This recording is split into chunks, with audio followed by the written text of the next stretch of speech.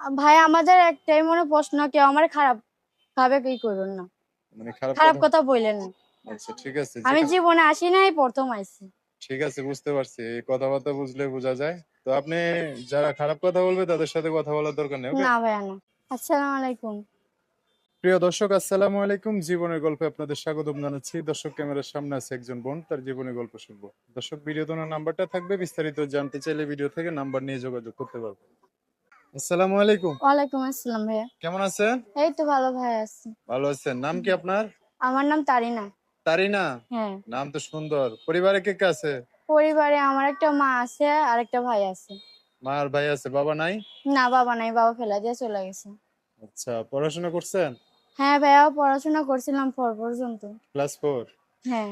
এখন আর করেন নাই? না, কি পড়ার করেন? ইচ্ছা ছিল ভাইয়া, কিন্তু পড়তে পারিনি। টাকা পয়সার অভাব না? হুম। ছোট ভাই কতটুকু? ছোট ভাইয়া 7 বছরের। 7 বছর বয়স। আচ্ছা, তো এখন কাজ কাম করেন? হ্যাঁ ভাইয়া, কাজ কাম করি, মানুষের বাড়ি বাড়ি কাম করি। ফ্যামিলির কাজগুলা? হুম। আচ্ছা। ভাই আমি আগে মেশিন চালাইতাম। পরে? পরে এই যে আমার বাবা আমার মারে ফেলা দিয়ে চলে যাওয়া, আমার মাটা অসুস্থ হয়ে পড়ে গেছে, এখন মানুষের বাড়ি বাড়ি কাম করি। এখন আর মেশিন নাই? হুম। আপনি কাজ জানেন না? হ্যাঁ, মেশিনের কাজ জানি। আচ্ছা, কি জন্য আসছেন প্রতিবেদনে? আছি ভাই, একটা ভালো মনের মানুষ পাওয়ার জন্য, যে আমার পাশে থাকবে, আমার দায়িত্ব নিবে, এরকম একটা মানুষ পাওয়ার জন্য আইছি। এমনিতে আপনাদের গ্রামের বাড়ি কোথায়? আমাদের গ্রামের বাড়ি হয়েছে সিলট। হ্যাঁ? সিলট। সিলেট। হুম। এখন কোন জায়গায় থাকেন? এখন উড়াল থাকি। ঢাকা না? ঢাকা উড়াল। আপনার মাও থাকে এখানে? হ্যাঁ। আপনার মা কিছু করে? না, মা অসুস্থ, মা কি করবে। বাসায় থাকে না? হ্যাঁ, বাসায় থাকে। আপনার ইনকাম দিয়ে চলে সংসার? হ্যাঁ, না ভাইয়া চলে নাই। চলে না না? কাজে গেলে 200-100 টাকা পাই, ওগুলাই সংসার চলে। ঘর ভাড়া করে থাকতে হয়? হুম। আপনি তো সুন্দরী মেয়ে, ভিডিওতে এসে মানুষ খুঁজতে হইবো, আপনার আশেপাশে এমন মানুষ নাই যে পাশে দাঁড়াইবো? আছে ভাইয়া, হ্যাঁ? ভালো না আছে। আছে না? টাকা পয়সাও চায়? হ্যাঁ। আহা। এখন এই ভিডিও দেখে তো অনেক প্রবাসী দেশে আপনারা পছন্দ করবো। যদি মনে করেন অনেক দূরে বিয়ে হয়, বিয়ে বসবেন?